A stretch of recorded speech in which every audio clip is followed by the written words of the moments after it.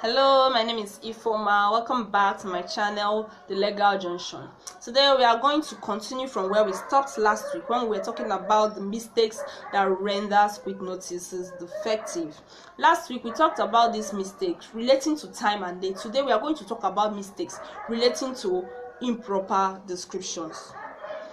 Remember, like I said in my last video, quick notice is a very technical document and mistakes on it renders it defective, and the defective notice cannot achieve its purpose, which is to terminate the tenancy. Number one mistake: directing your quick notice to the wrong person. Sometimes a tenant might come and rent an apartment, then he will sublet the premises to a subtenant, or just call somebody to live on the premises. Then you will not see the tenant again. So when the landlord wants to issue quick notice to such tenant, he might not know the right person to issue that notice to. And the right person to issue that notice to is the tenant that paid for the apartment, as the landlord does not have any contract or agreement with the subtenant or the person in physical occupation of the premises.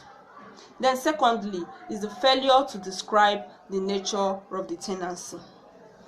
The law recognizes 5 categories of tenants, which is the yearly tenants, half-yearly tenants, quarterly tenants, weekly tenants, and monthly tenants. So whichever category a tenant falls into, when issuing him a quick notice, the quick notice should accurately describe the nature of the tenancy.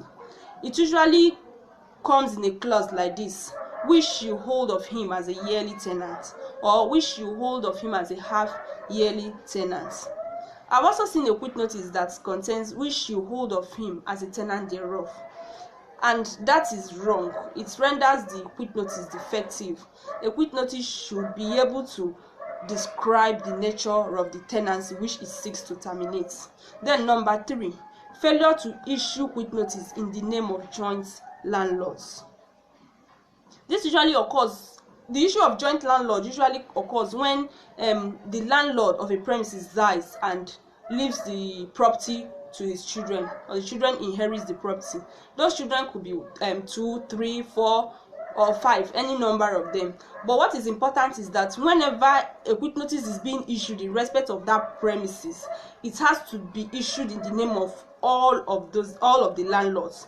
For instance, it will read like this: we as solicitors to your landlords, Mr. A, Mr. B, Mr. C, and Mr. D, do hereby issue you notice to quit. If this quick notice is written or issued in the name of only one of the landlords and the rest are left out, then the quick notice becomes defective and invalid. It cannot terminate the tenancy. Number 4 is failure to accurately describe the premises. Landlords usually make this mistake when they issue quick notices and they're supposed to put, like, describe the premises, like in a place where they're supposed to describe 3-bedroom flats, you see a landlord writing 3B/D flats. That is use of abbreviations, or R/M, which is room and parlor. That is wrong. It does not accurately describe the premises. It also occurs when a tenant rents a premises and goes ahead to alter the nature of the premises. For instance, if a landlord rents a vacant land to a person and then the person erects a hall or a building on it, the landlord might not be able to know how to describe this property when issuing a quick notice. But the best way to describe the premises is to go back and check the last rent payment receipts which he issued to the tenant. Whatever he described that premises as is what he should in the rent payment receipt is what he should describe it as in the quick notice. If he describes it as a vacant land in the rent payment receipt, then he should describe it as a vacant land in the quick notice. If he describes it as a hall fenced with gates in the rent payment receipt, he should also describe it like that in the quick notice.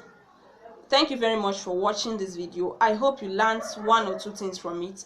Please subscribe to our channels, as we will be bringing you more insightful topics.